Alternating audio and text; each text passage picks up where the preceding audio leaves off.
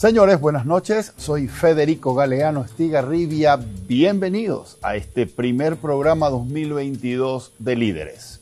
En el programa de hoy, el líder invitado es el señor José Molinas. Voy a leer rápidamente un breve currículum del invitado de hoy. José Molinas fue ministro de Secretaría Técnica de Planificación del Desarrollo Económico y Social del Paraguay durante el periodo 2013-2018. Además, ocupó cargos como, por ejemplo, economista senior en el Banco Mundial entre los años 2005 y 2012 y posteriormente, del 2012 al 2013, fue coordinador del sector de desarrollo humano para Asia Central del Banco Mundial. Entre los años 1998 y 2005, fue consultor para diversos organismos multilaterales como el Banco Interamericano de Desarrollo, Programa Naciones Unidas para el Desarrollo, la FAO y la CEPAL.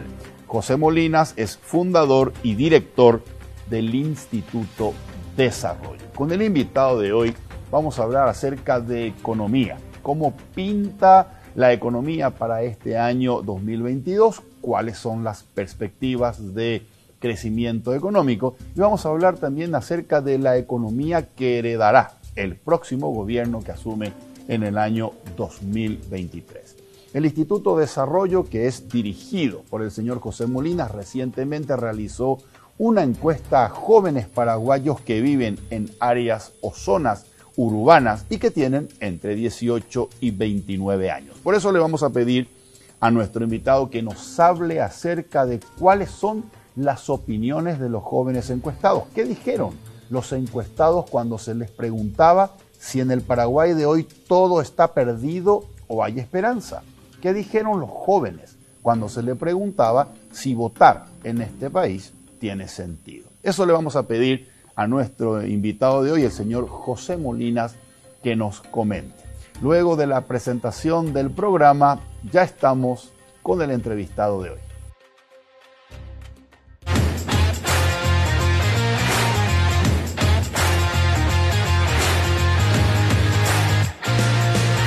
Ya estamos en compañía del economista José Molinas. José, buenas noches. Gracias por acompañarnos en Líderes. Buenas noches, Federico. Muchas gracias por la invitación. ¿Cómo estás, José? Muy ¿Cómo bien, iniciaste excelente. este 2022? Excelente. Con mucho calor, ¿verdad? Con 3 dosis. Con 3 dosis. Con 3 dosis. José, empecemos hablando un poco acerca de la encuesta que realizó el Instituto de Desarrollo, instituto que vos fundaste y que vos dirigís, con el apoyo del Instituto de Políticas de la Universidad de Harvard y la Agencia Norteamericana para el Desarrollo Internacional, que se llama USAID. Así es. Hicieron una encuesta a jóvenes paraguayos que viven en zonas o centros urbanos del país, jóvenes que tienen entre 18 años y 29 años. Estuve mirando los resultados, te agradezco porque me enviaste los resultados de esa encuesta o de ese estudio con jóvenes. Y permíteme hacerte una pregunta sobre el tema.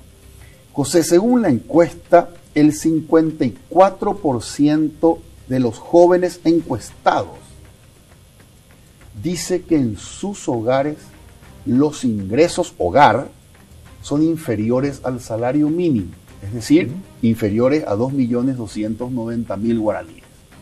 Y si a ese 54% le sumamos aquellos jóvenes que dicen que en sus hogares los ingresos son inferiores a 3 millones de guaraníes, estaríamos hablando de 73%.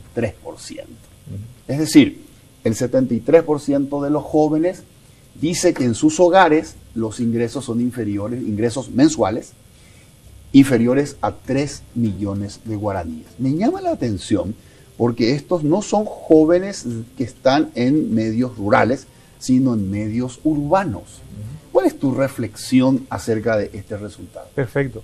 Si me permitís una pequeña digresión antes de contestar tu pregunta, me gustaría contextualizar la encuesta, porque tal vez ahí también haya unos elementos importantes para responder la pregunta.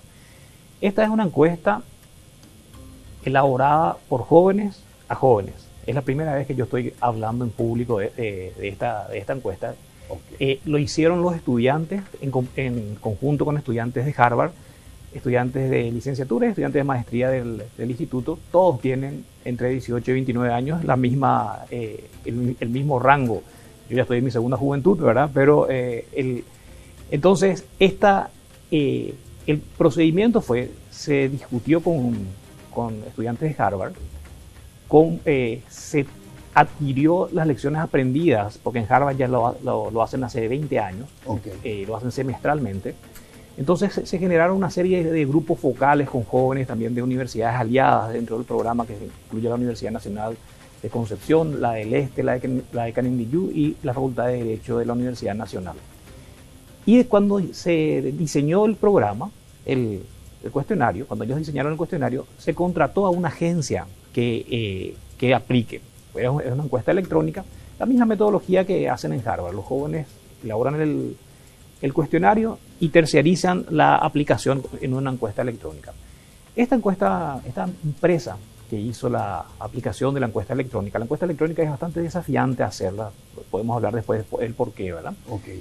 Y se le contrató a una empresa internacional que se llama Offerwise, que tiene un panel en Estados Unidos y en todos los países de América Latina, y específicamente en Paraguay tienen un panel de más de 32.000 personas. De esas 32.000 personas se segmentaron de los jóvenes en las áreas urbanas de todo el país que tenían entre 18 y 29 años. Ahora, el cuestionario que hicieron los estudiantes no incluía, o incluía de una manera diferente preguntas de caracterización socioeconómica que no se incluyeron en la encuesta, porque Offerwise ya tenía, como tiene el panel, tiene toda la información de sus respondientes. Entonces ya saben el género, el nivel el ingreso, ¿verdad? Saben la localización. Entonces esas preguntas se excluyeron y ya se tomaron las del panel. Entonces a nosotros nos pasaron el panel y a mí me llamó también la atención de esa pregunta. Y tratamos de chequear con Offerwise, pero nos dijeron, esta es la información que tenemos. Básicamente, creo que como ellos hacen la misma pregunta, y en las encuestas hay preguntas que se entienden más que otras, y por el segmento de población a la que se le está preguntando, es muy probable que los jóvenes se respondieron más tendiendo a relatar sus ingresos que los ingresos de la familia, ¿verdad? Porque si te fijas, son jóvenes que en un 63% tienen ya la educación secundaria concluida. Hay un porcentaje también que tienen la educación terciaria. Y son menos los que tienen la educación secundaria. Entonces, esos niveles son más consistentes con la respuesta de sus ingresos que con los ingresos familiares. Pero eso no te lo puedo decir con exactitud, porque esa encuesta, esa pregunta no se incluyó, sino que se tomó de la característica ya del panel que tiene la empresa a quien contratamos. No obstante, este panel se forma, es importante también saber cómo se forma el panel. Ellos tienen una campaña de reclutamiento para su panel, muy activo en redes sociales, pero no solamente en redes sociales, sino sería muy sesgado. ¿Qué pasa con los jóvenes que no tienen acceso a Internet? Entonces, utilizan también campañas para reclutar a miembros de su panel de la televisión, ¿verdad? Entonces, entre estos dos, tienen una buena cobertura de las áreas urbanas, no de las rurales, por eso es que no se incluyó. Ahora, le dan también un incentivo para que sean fieles a responder a las preguntas que tienen, y le ponen un filtro de un software de inteligencia artificial para detectar inconsistencias. Entonces van limpiando de esa forma. Yo creo que son jóvenes que tienen ese ingreso más en la parte laboral, pero eso, por más que la pregunta haya dicho hogares, y tendieron a responder por sus ingresos. Y también los jóvenes de los grupos más sociales más altos, del top 3%, 2%, probablemente no estén, ¿verdad? Porque están a quienes los incentivos que le dan la empresa les resulta más atractivo, ¿verdad? Correcto. José, sobre el punto, permíteme destacar también algunos temas. Dice en la encuesta Ok. El 67% de los jóvenes encuestados dice haber participado en las últimas elecciones generales y las últimas municipales. 67, casi 7 de cada 10 jóvenes votó en las últimas elecciones generales, 2018, y en las últimas elecciones municipales, 2021. Es alto el porcentaje de participación. Y otra cosa que destaca la encuesta es la relación entre nivel de participación y nivel de estudios. Entre los que tienen estudios terciarios, la participación en las últimas elecciones fue 70%. Entre los que terminaron el bachillerato, la participación en las últimas elecciones fue 60%. Y entre los que solo terminaron la educación escolar básica, la participación en las últimas elecciones fue 50%. Es decir, a mayor nivel de estudios, aparentemente, mejora la ciudadanía, la calidad de la ciudadanía y de la participación en las elecciones. Es así mismo, ese es un resultado muy claro de la encuesta. Primero, la participación relativamente alta, como bien lo dijiste, casi 7 de cada 10 jóvenes participan en elecciones.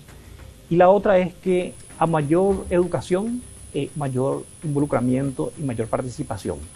Esos resultados quedan muy claros. Entonces, básicamente, el proceso educativo, además de generar un capital humano, también está generando un capital social de jóvenes más involucrados con los destinos del país a través del voto, ¿verdad? Exactamente. Entonces, ese es un resultado absolutamente claro.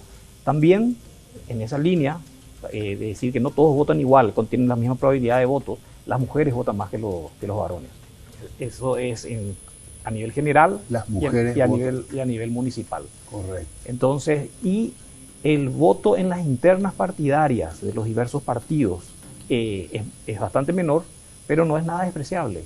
4 de cada 10 jóvenes están involucrados en elecciones internas de sus movimientos y de sus partidos políticos. 4 de cada 10, además de votar en las municipales y en las generales, claro, también votan las internas de su partido. Exacto. Entonces, de cada 10 jóvenes, 7 participan en las elecciones abiertas a todos y 4 participan en las elecciones internas en sus organizaciones políticas. ¿Te llamó la atención, José? A mí me llamó la atención en la encuesta que la participación en las internas es superior en los jóvenes con educación escolar básica terminada, y hasta ahí, y es menor en los jóvenes con mayores niveles de educación. Sí, están más involucrados los que tienen menos educación. Exactamente. En las internas. Y otro elemento, se le preguntó también a los jóvenes cómo se autopercibían políticamente. O sea, básicamente, sin entrar en muchas especificaciones, si se consideraban de centro, de derecha o de izquierda. Correcto. Y, bueno, básicamente la respuesta mayoritaria fue la de centro, el 47%, 38% de derecha y 15% de izquierda. Correcto. Los de centro son los que menos votan. Eso también es llamativo, ¿verdad? Son los que menos votan en todo tipo de elección. Y los de derecha son los que más votan en las internas. Entonces, ese elemento es un elemento interesante también de análisis. Exactamente. José, veamos algo que reflejó la encuesta y que no es positivo. Según la encuesta, 8 de cada 10 encuestados, el 80% de los jóvenes encuestados, dice tener desconfianza total hacia el Congreso Nacional. El 80%. Y es el Congreso Nacional la institución que más desconfianza genera o inspira. Y 7 de cada 10, el 70% de los jóvenes encuestados, dice que desconfía del Poder Judicial.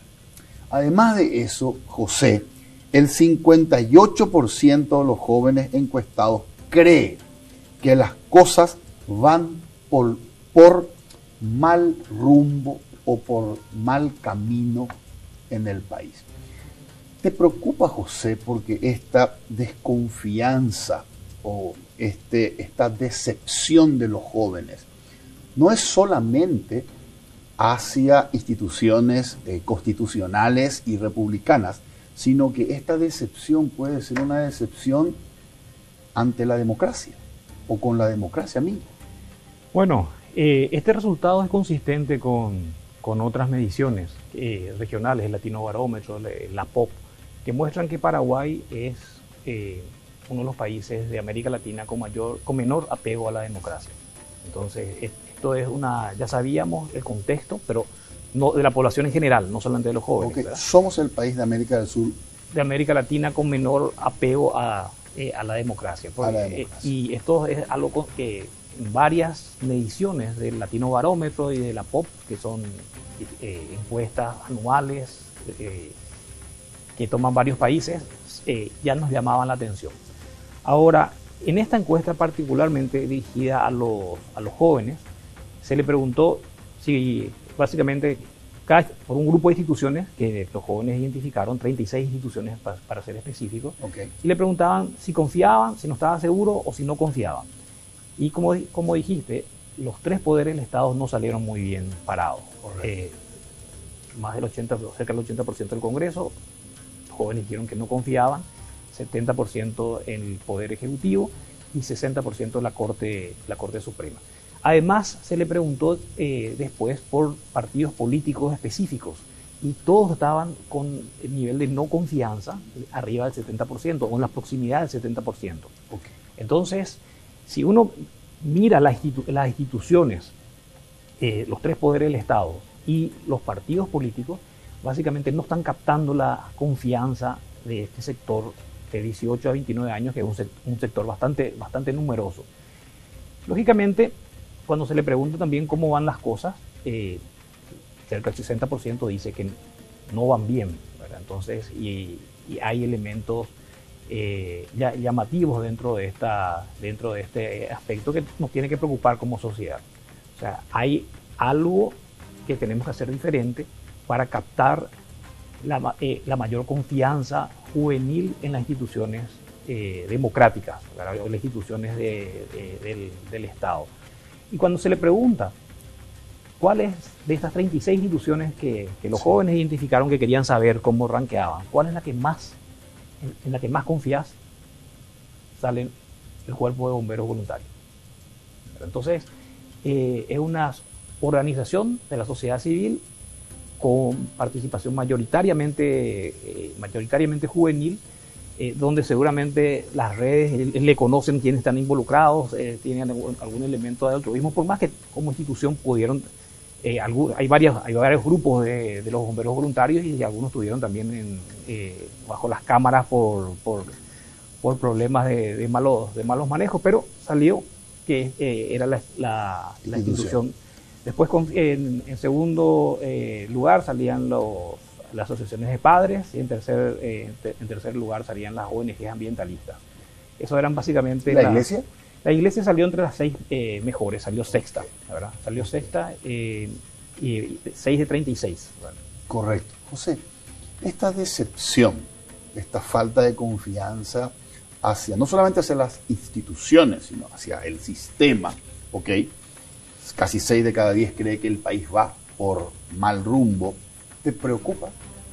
Me preocupa, y me preocupa mucho, porque estamos nosotros viviendo el periodo más largo de democracia en nuestra historia. Entonces, con todas sus limitaciones. Pero eso tiene que continuar y tiene que ser sostenible, tiene que ser profundizado y mejorado. Entonces, es una llamada de atención para todos nosotros, como sociedad, ¿qué tenemos que hacer para generar instituciones más creíbles? Que es uno de los objetivos también de desarrollo sostenible y uno de los objetivos centrales de nuestro Plan Nacional de Desarrollo. Entonces, el hecho de que que los jóvenes no crean en las instituciones, que los jóvenes vean, si no hay instituciones creíbles, tampoco sería consistente que estén contentos como va el país, ¿verdad?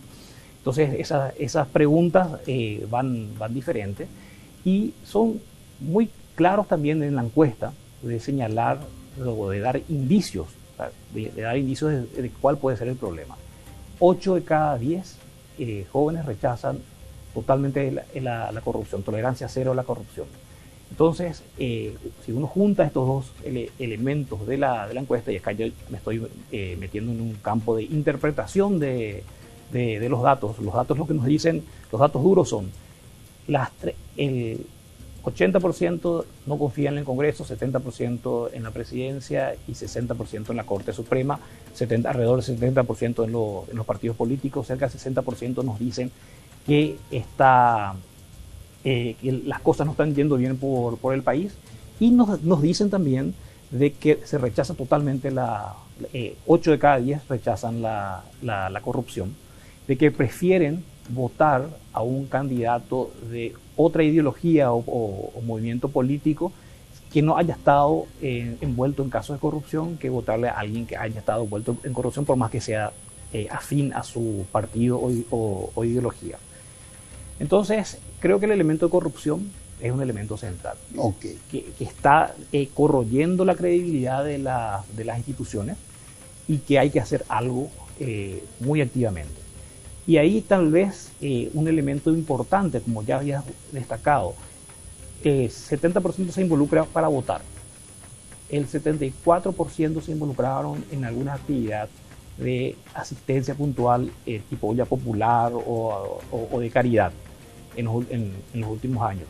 Y el 52% se involucró, los jóvenes encuestados se involucraron en proyectos de desarrollo social.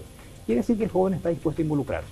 Deberíamos generar un movimiento o propiciar o apoyar movimientos juveniles contra la corrupción que fortalezcan la transparencia, que fortalezcan el cumplimiento de las leyes, la equidad, las leyes aplicables con equidad para todos, como un elemento de ir mejorando esta credibilidad y esta confianza en las instituciones, que nos garantizaría también continuar profundizando nuestro proceso democrático. Correcto. José, el 85% de los jóvenes encuestados dijo que ideológicamente eran o de centro o de derecha.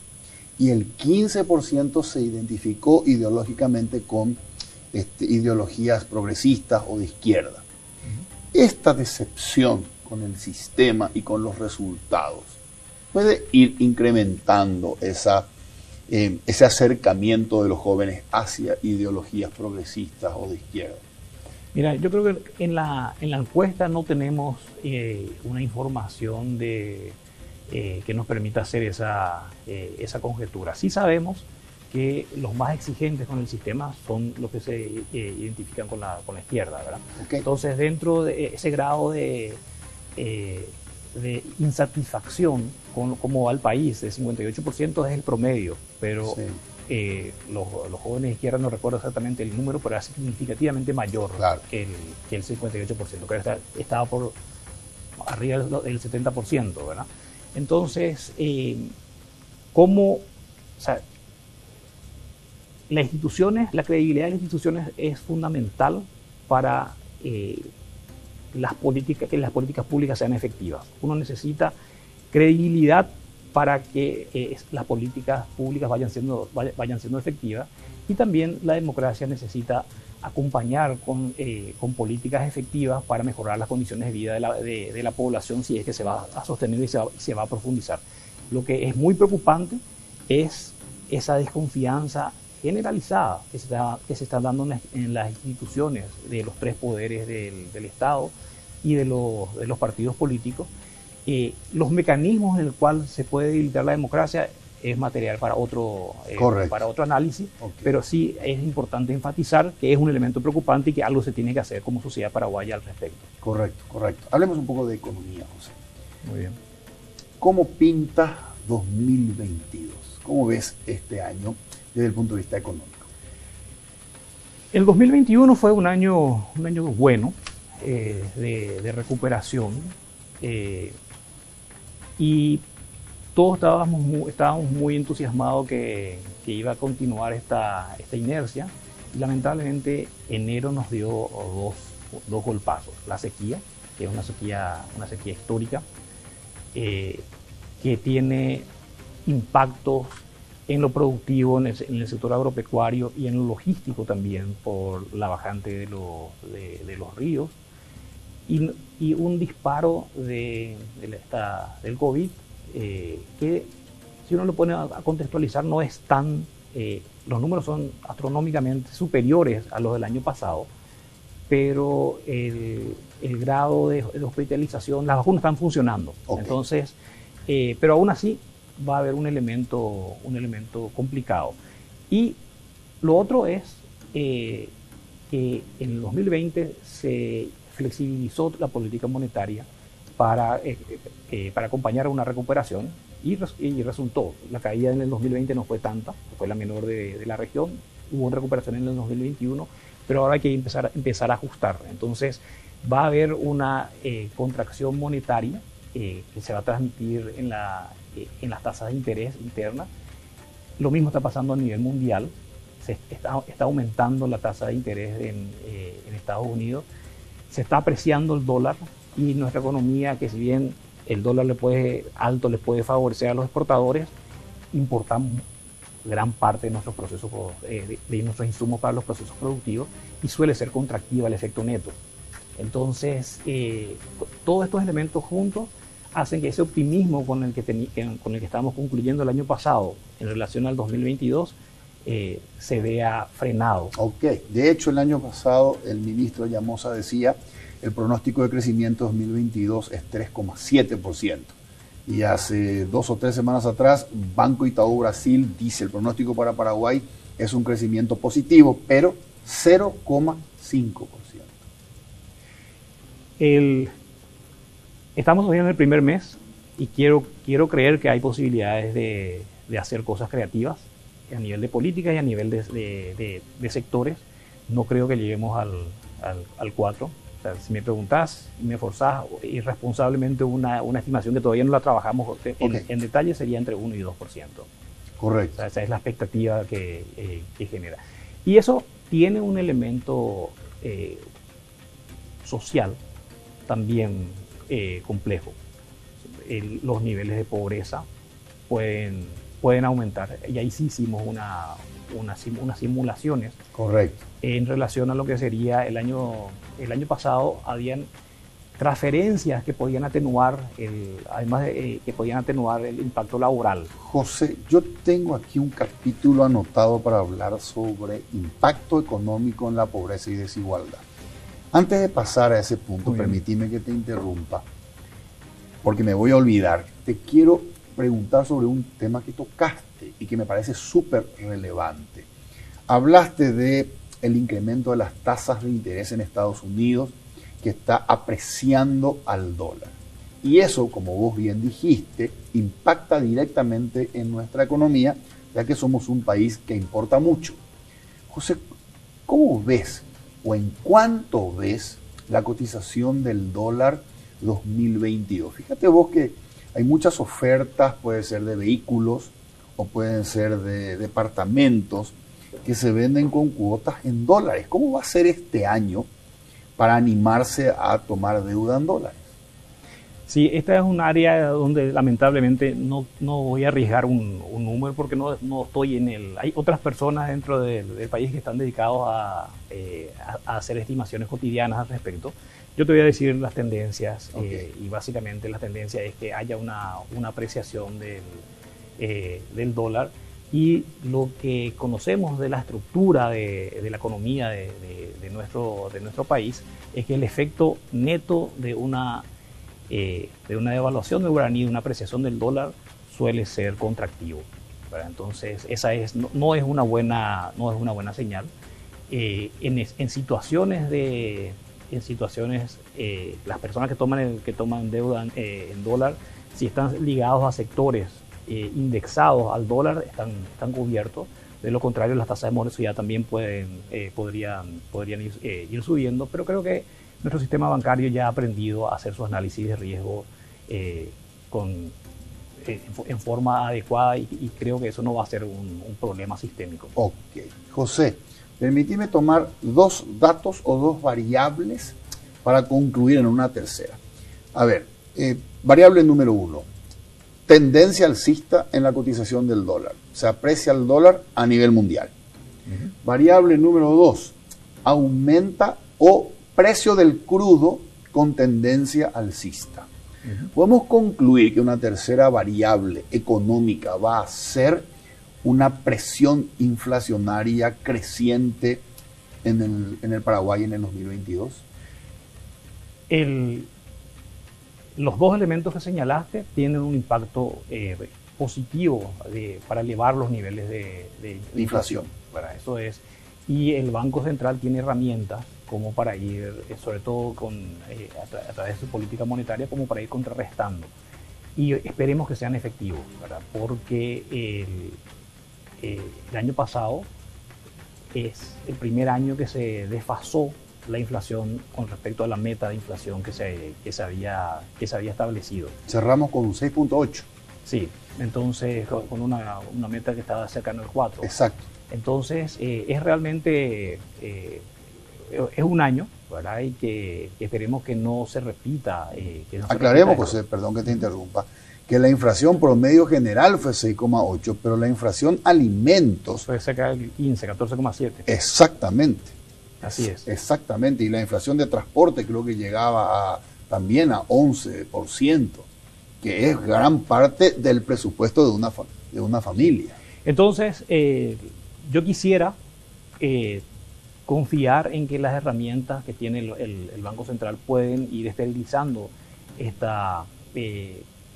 posible shock por parte del precio del crudo y por parte de la apreciación del dólar, y que nos vayamos moviendo hacia las metas de inflación establecidas. Estamos todavía al inicio del año, tienen margen de acción, y me gustaría que tengan un resultado de una política efectiva de control de inflación, para que el sistema que ha generado mucha credibilidad, la metodología de metas de inflación, siga siendo creíble. Correcto. Ahora, respóndeme, José, si las políticas monetarias para contener los rebrotes inflacionarios tienen un costo en términos de que afectan crecimiento económico. Así es, eso es así. Cuando tuvimos la contracción potencial visualizada en el 2020, se empezó a hacer una política monetaria más expansiva para favorecer el crecimiento. Eso no puede ser permanente, entonces en algún momento tiene que volver a contraerse, y eso va a tener un efecto de contracción, de reducción del crecimiento. Es otra de las variables que te había mencionado, por el cual las expectativas que teníamos de crecimiento en diciembre hoy ya son extremadamente optimistas y probablemente no va a ocurrir. Correcto. José, hace poco tiempo, terminando el año 2021, el ministro Óscar Llamosas, ministro de Hacienda, dijo: para apalancar la reactivación post-pandemia de la economía paraguaya son necesarias reformas estructurales. Comentanos, José, para quienes no entendemos de economía, ¿qué son las reformas estructurales? Bueno, las reformas estructurales, podemos hacer una analogía con los hábitos. Una reforma estructural es un hábito bien establecido. Y algo que hacemos nosotros ocasionalmente no califica dentro de ese hábito, ¿verdad? Entonces necesitamos hacer nuevas cosas, generar nuevos hábitos, lo podríamos decir. Entonces hay hábitos o cambiar hábitos malos por hábitos buenos. Yo creo que la economía paraguaya tiene ciertas características habituales que son buenas, y pueden ser muy, muy diversas. Una es la estabilidad macroeconómica en cuanto a credibilidad de las metas y de los niveles de inflación. Es algo que ya nos hemos acostumbrado. La disciplina fiscal dentro de ciertos parámetros previamente acordados, también ya hace cerca de 20 años lo venimos haciendo. Que la generación de divisas que venga del sector agropecuario es también casi un hábito, ¿verdad? Entonces son elementos estructurales. Yo asociaría que los elementos estructurales son acciones habituales en una economía, son hábitos. Entonces, realizar reformas estructurales implicaría tener nuevos hábitos buenos. Por ejemplo, que las compras públicas sean más eficientes, que lo invertido en salarios públicos generen una contraprestación de mejores servicios para la ciudadanía. Entonces son reformas que tienen que ver con el manejo de la cosa pública, donde el pago de impuestos, que haya menos evasión en el pago de impuestos, también sería otra reforma estructural, y que podemos traducirlo como introducir un hábito bueno. Entonces, son elementos que en este contexto, donde ya se ha agotado una porción importante de nuestra capacidad de endeudamiento, donde tenemos una serie de presiones de contracción de la economía que hay que contrarrestar. Entonces, allí se tiene que mantener los niveles de inversión pública, los niveles de inversión en infraestructura, y para eso hay que ser creativos, y básicamente viene por optimizar ese gasto público, donde las compras sean más efectivas, que se compren con mayor eficiencia, pagando menos por la misma calidad, que los servicios que la ciudadanía recibe de los funcionarios y los servidores públicos sean más efectivos, okay, que haya un mecanismo de gestión de los recursos humanos dentro del sector público para continuar manteniendo estas políticas contracíclicas, correcto, de inversión que pueden ayudar a crecernos más rápido. Correcto.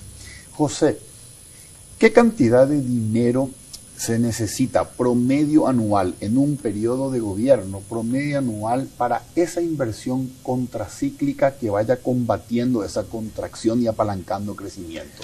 ¿De cuánto dinero estamos hablando? Bueno, mira, es una pregunta que, como bien dijiste, es contracíclica. O sea, hay periodos de alzas y periodos de bajas. Entonces, lo que uno debería hacer es ahorrar en los periodos de crecimiento y invertir más en los periodos de crecimiento. Nosotros tenemos tradicionalmente un déficit de inversión en infraestructura, okay, que es una limitación estructural. O sea, básicamente uno de los hábitos era que producimos con una infraestructura pobre, ¿verdad? Okay. Eso se fue revirtiendo, y visto que el año pasado se invirtió cerca de 1.000 millones en infraestructura. Eso hace 10 años eran 200, poco más de 200 millones. O sea que estamos generando un hábito de mayor inversión, okay, pero todavía es insuficiente. Okay. El déficit que hemos acumulado en los 90 y al principio del 2000 en el deterioro y en la poca inversión de nuestra infraestructura hacía que hace 5 años tengamos cerca de un déficit de inversión de cerca de 8.000 millones de dólares, ¿verdad? Entonces, para reducir eso, todavía necesitamos bastante. Ok. Ahora, José, el gobierno que va a sucederle al actual y que va a ingresar o a tomar la asunción en 2023, se va a encontrar con poco margen de endeudamiento por el endeudamiento que tenemos actualmente, y también el espacio fiscal que tiene para ahorrar y generar recursos para invertir en momentos que se necesitan medidas contracíclicas. El espacio fiscal es limitado. Entonces, vuelvo a eso que me dijiste recién. Hay que ser creativos para encontrar alternativas de reformas estructurales en donde podamos generar ese ahorro que nos permita esa reinversión. ¿Dónde encontramos espacios dentro de la actual estructura económica del Estado para generar esos ahorros? Bueno, las compras públicas es un espacio. O sea, tome nota, las compras públicas. Compras públicas, y hay una ley, el proyecto de ley que presentado por el Poder Ejecutivo en el Congreso, cierto, donde se trata de optimizar los mecanismos de compras públicas para hacerlo más eficiente, para gastar menos, para aprovechar economías de escala. Eso es un elemento central. El otro elemento... ¿Eso está aprobado, ya promulgado? Tengo entendido que no. Ok, ok. El otro elemento que también forma parte de las reformas pendientes es la reforma del servicio civil. O sea, el hecho de que tengamos funcionarios públicos en diversos sectores y que la ciudadanía no esté recibiendo servicios públicos de calidad, eso también es un elemento central, que hay que hacer más con lo mismo, y si se va a mantener lo mismo, se debería poder economizar, ¿verdad? Pero ese es otro elemento. Okay. El otro elemento importante para mirar que todavía no se ha explotado en una dimensión que podría ser suficiente son las APPs, las alianzas públicos-privados para la construcción de infraestructura. Okay. Entonces, esa es otra infraestructura. Nosotros necesitamos reducir ese déficit, sí. ese elemento de APPs que tenga un mayor impulso puede ser una nueva beta, que hay mucho que innovar todavía allí. Y el cuarto elemento es tener una buena negociación con el Brasil sobre Itaipú. Ya el próximo año se pagan todas las deudas, si la tarifa se mantiene, eso le hubiera generado a Paraguay, o le puede generar a Paraguay, digo le puede porque todavía no hay nada definido, okay, un flujo de cerca de $1.000 millones de dólares año. Entonces, creo que en esas tenemos un abanico de opciones en lograr mayor eficiencia en las compras públicas, mayor eficiencia dentro del servicio civil, APPs e Itaipú. Ok. José, dentro de este abanico, ¿te parece que un gobierno con suficiente capital político dentro de sus primeros 2 años de gestión podría tocar o podría introducir o presentar proyectos de ley para hacer cambios en los sistemas de jubilaciones y pensiones públicas para cortar esa hemorragia y generar un ahorro allí? Cualquier reforma sensible, como es la reforma de la seguridad social, tiene que hacerse con algunos requisitos. Primero, mucha participación de la ciudadanía. Okay. Segundo, el momento político importa, tiene que ser una administración con credibilidad. Claro. Y tercero, la credibilidad no es algo permanente, se tiene mucho más al inicio y se va disminuyendo a medida que pasa el tiempo. Entonces, necesariamente se tiene que hacer en los primeros meses de la gestión gubernamental. Son 3 elementos y... Si formás parte del equipo económico, supongamos, del próximo gobierno, ¿incluirías en la agenda ir planteando cambios en el sistema de jubilaciones y pensiones para minimizar esa pérdida que se está cubriendo con impuestos todos los años y para evitar un quiebre del sistema en los próximos 30 o 40 años? Mira, yo creo que yo me adelanto a decirte que no es una cuestión de gobierno, sino es una cuestión de ciudadanía. Nosotros tenemos un sistema que todos los estudios nos dicen que no es sostenible, que más tarde o más temprano va a colapsar. Exactamente. Entonces, lo que se deben hacer es hacer reformas, eso es indudablemente. Y es una reforma muy sensible. Entonces, esa reforma sensible requiere un proceso democrático, amplio, de discusión ciudadana, que no hace falta esperar el próximo gobierno. Cuanto antes, mejor. Si es que se logra articular espacios de discusión académicas, políticas, ciudadanas, sobre agendas de reforma, ese elemento tiene que estar. Así como también el elemento de qué modelo de servicios sociales queremos. Correcto. La salud y la educación. O sea, seguridad previsional, seguridad social, salud y educación tienen que ser motivos de involucramiento, de discusión permanente, porque tenemos que transformar nuestro sistema en estos 4 ámbitos. Ok, perfecto. Y cuando hablamos de seguridad previsional, incluimos también el Instituto de Previsión Social, por supuesto. Claro. Por supuesto. Pues ahora sí, pasemos a hablar un poco más acerca de los costos sociales de este impacto económico del coronavirus. ¿Cómo ha afectado en términos de pobreza y en términos de desigualdad estos malos años económicos 2019, 2020, bueno, y el año 2021, que fue un poco el año del rebote? Bueno, la pobreza total ha aumentado en el 2020. En el 2021, básicamente,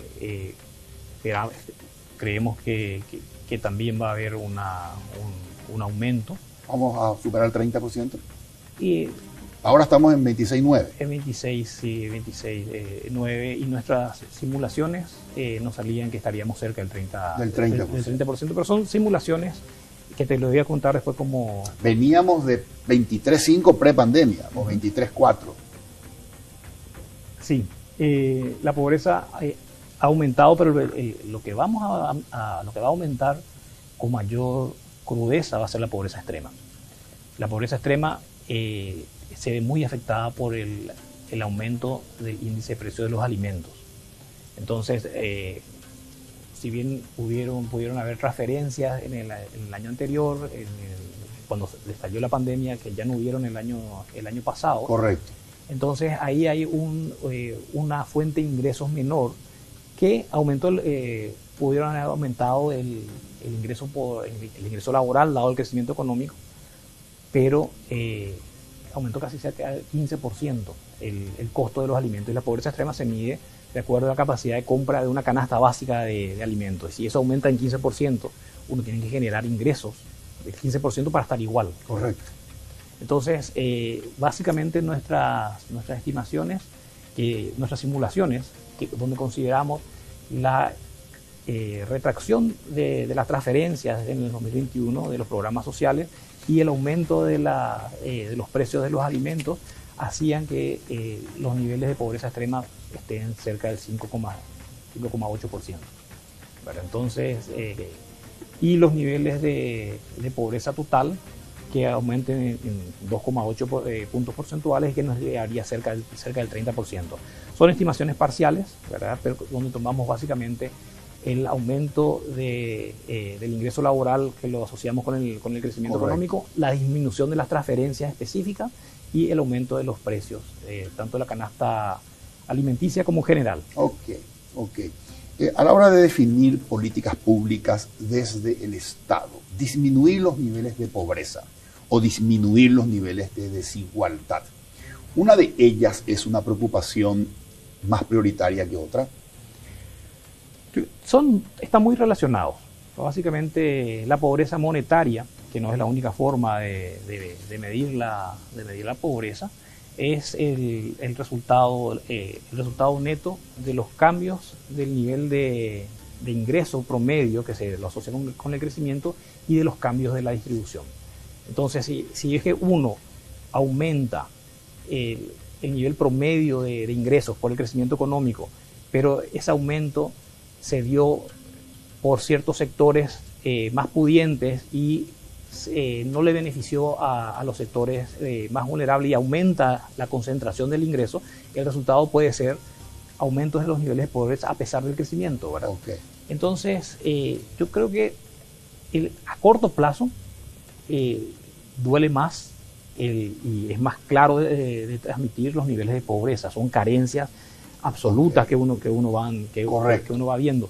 Pero para tener una reducción de pobreza en forma sostenible, no puede haber tanta desigualdad. Y la desigualdad es un objetivo también central de las políticas públicas. Entonces, que el Estado vaya apoyando a los grupos vulnerables en su inclusión económica, en el aumento de la productividad, es un elemento central que disminuye pobreza y disminuye desigualdad, y está muy relacionado con lo que hablábamos al principio, en la credibilidad que puedan tener las instituciones. Okay. O sea, el elemento, cómo uno percibe la pobreza y la desigualdad, afecta cómo uno cree que las instituciones democráticas están haciendo un buen trabajo o no. Entonces, otro elemento para mantener esta confianza en las instituciones es lograr políticas públicas que sean más efectivas y que se midan con el abanico Objetivos de Desarrollo Sostenible que Paraguay y 190 países del mundo lo aceptaron, donde el número 1 es reducción de pobreza y reducción de hambre, pero reducción de la desigualdad también está dentro de este ODS. Dentro de los ODS. Correcto, correcto. José, al iniciar la gestión el gobierno del presidente Abdo Benítez se planteó unos objetivos relacionados con la informalidad. Objetivo número 1. Trabajadores privados, cotizantes del IPS, 34% sobre el total de trabajadores privados. Es decir, 3 de cada 10 trabajadores privados cotizan al IPS y 7 de cada 10 no cotizan.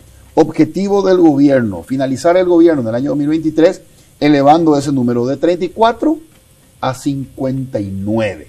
Es decir, que cerca de cada 6 trabajadores de cada 10 en el sector privado coticen al IPS. Trabajadores asalariados del sector público, y en el año 2018 79% de ellos cotizan o pagan el Fondo de Protección Social. El objetivo del gobierno, terminar el 2023 con el 100% de los trabajadores asalariados del sector público con una cobertura de protección social. ¿Crees que se van a cumplir estos dos objetivos? Lo del sector privado lo veo muy, muy difícil. O sea, básicamente los números de expansión de la seguridad social al cerca del 60%, con IPS sería ideal, pero no estamos cerca de eso. Lo del sector público, en una cuestión de, si bien tiene más variables de control, en una situación de déficit fiscal acentuado como estamos también es más desafiante. Pero la formalización se la mide también como los trabajadores por cuenta propia que tengan RUC y que facturen. O sea, que esté dentro del sistema. Okay. Porque se podría ir pensando en una serie de medidas para trabajadores independientes que vayan cotizando dentro del sistema de seguridad, no solamente como dependientes, sino como trabajadores independientes. Y allí hay un elemento... Estamos hablando, José, de una estrategia clave en el combate a la pobreza. Así es. La formalización. La formalización. Y estamos hablando como es una estrategia clave, y se ha hecho un avance interesante en la reforma tributaria que se aprobó en el 2019 con el resimple. Y vos sabés que este resimple no está en la discusión, y me tocó leer y me pareció que era súper simple, ¿verdad? Como dice su nombre, y que tenía un potencial tremendo para introducirle a las personas dentro de esta... Porque hoy fíjate, como si te olvidas del resimple y si haces cómo se tiene que facturar, como un agricultor o un trabajador independiente tiene que facturar, primero tiene que contratar a alguien que le lleve su contabilidad, con suerte le va a salir 100.000 guaraníes, con suerte, mensual, ¿verdad? Claro. Si no lo hace y está ocupado y no tiene las destrezas como para lidiar con el sistema, va a tener que pagar multas todos los meses. Entonces, ni pensar que el sistema de IVA regular es para ellos, ¿verdad? Claro. Sin embargo, este sistema resimple, uno se inscribe y hasta 80 millones de guaraníes de facturación en el año paga una suma fija, no tiene que hacer tanto papeleo. Si uno compara los dos sistemas, es realmente resimple, ¿verdad? Correcto. Y tendría un potencial enorme de formalización masiva. Y uno se empieza a preguntar, bueno, ¿por qué no se usa? Y empecé todavía anecdóticamente a decirle a las personas, bueno, ¿por qué ustedes no tratan así? Bueno, ¿cómo se hace? Y habla con el contador. Los contadores no quieren saber absolutamente nada de este resimple. Primero porque no le requiere a ellos, ¿verdad? Y segundo, no es su... El sector público no tiene un mecanismo de contar cómo se hace, y es una herramienta legal ya existente y totalmente desconocida. El impacto casi cero.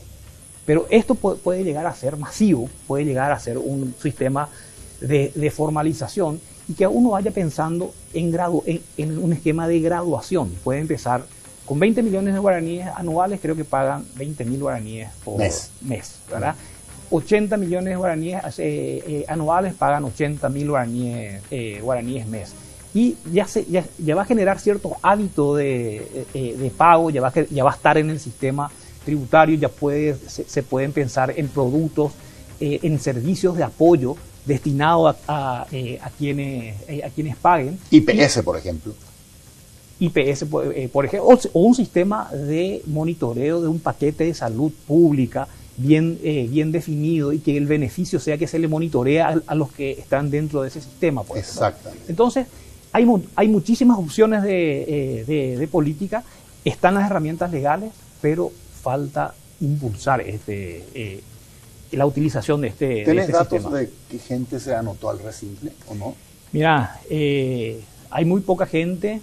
No tengo los datos centrales, pero te puedo asegurar que es ínfimo con el porcentaje de los elegibles. Porque me tocó acompañar de curioso, acompañé 3 casos y realmente llevaron meses y no tenía por qué ser así, ¿verdad? Correcto. José, vamos cerrando ya nuestra entrevista y quiero pedirte tu opinión sobre el caso Chile. Chile, José, vos lo sabés, ha sido un modelo muy exitoso. En los últimos 20 años ha tenido una tasa de reducción de pobreza nada más y nada menos que de 80%. Chile ha tenido un modelo macroeconómico ortodoxo, capitalista, liberal, y sin embargo ahora los chilenos han elegido virar o cambiar directamente a un modelo diferente, un modelo comunista con el presidente electo Boric. ¿Qué pensás que puede pasar con la economía de Chile? A ver, no estoy siguiendo el caso de Chile con la cercanía como para opinar de este elemento nuevo, de este elemento coyuntural. Sí, ciertamente Chile es un país que ha tenido políticas económicas y sociales buenas, consistentes, pero a juzgar por las voces de sus ciudadanos han sido insuficientes. Y no han sido solamente, ha tenido una constitución heredada de Pinochet, o sea, tiene esas reglas de juego que no lo cambiaron todavía, están en proceso. Cierto. Y dentro de esas reglas de juego han tenido alternancia de gobiernos socialistas, como el de Lagos, el de Bachelet, y gobiernos más de derecha, ¿verdad? Y ahora tienen un gobierno más de izquierda, dentro de la... Pero no es que siempre fue de derecha y ahora es de izquierda. Claro, o sea, estaba Lagos, estaba Bachelet. Entonces, lo que sí es importante también destacar es que Chile tuvieron una manifestación estudiantil, una manifestación de servicios que es esperable en una sociedad en movimiento, en transición. Si hoy nosotros le preguntamos al sector rural, que está sumido en pobreza en nuestro país, su demanda por la calidad de la educación probablemente no sea tan fuerte, o la calidad de los servicios públicos probablemente no sea tan fuerte, porque tienen cosas más inmediatas. Yo necesito comer, yo necesito tener un techo, yo necesito curarme, ¿verdad? Pero a medida que la sociedad va creciendo y la clase media se va fortaleciendo, las demandas de la calidad de los servicios públicos aumentan, y está bien que aumente. Y Chile hizo algo interesante, que yo creo que a la larga, y después Chile fue el segundo país en América Latina, después de México, en formar parte de la OECD. Y yo estaba en el Banco Mundial trabajando con Chile en ese momento, y me resultó muy claro el patrón de los chilenos estaban con indicadores donde lo mirases mejores que el resto de Sudamérica. Cierto. Pero yo decía, bueno, esto ya pasamos a otro nivel, ahora queremos compararnos con la OECD. Y con la OECD estaban abajo, estaban en el fondo de los países de OECD.